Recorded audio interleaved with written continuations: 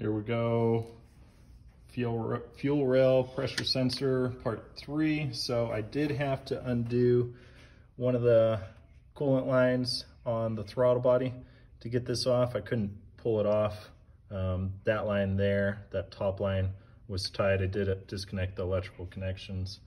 You remove your oil dipstick here. There are 5 bolts, 1,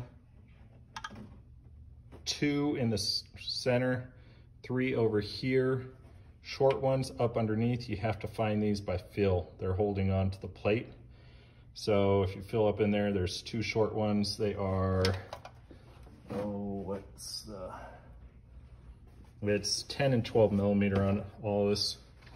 When you look over at the fuel rail pressure sensor, it is right here.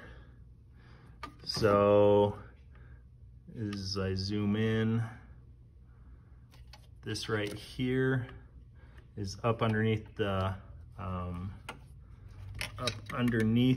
fuel rail, and my thing is right on it right there. Let me see if I can move the light.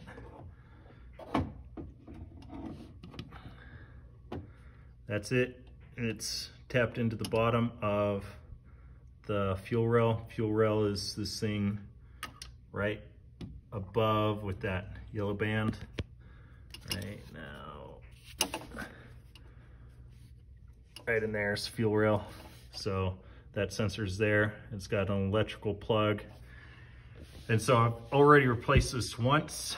I bought an aftermarket and it did not work. It started throwing a code. The car didn't stall, but it threw a P0181 or something like that, which indicates the sensor. So I went and instead of replacing it with my $25 fuel pressure sensor that's on it right now, I had to buy an official OEM, same thing, garbage. I don't know if it's gonna make a difference, but it's OEM, and that bad boy is $250 versus aftermarket at $24. Thank you, Kia.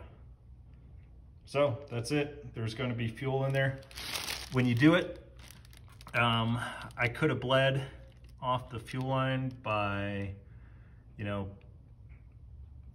pulling one of the relays in there for the fuel pump and then run it dry, but because it's cold here in Colorado right now, I didn't want to let all of my heat out of the garage as I'm doing this job. So I'm just gonna have some paper towels there. Either way, have some paper towels there because you will have fuel in the fuel line and it's gonna come out.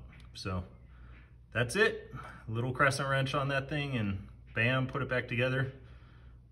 I think I've been working on this, I don't know, maybe all said and done, 20 minutes, maybe 30.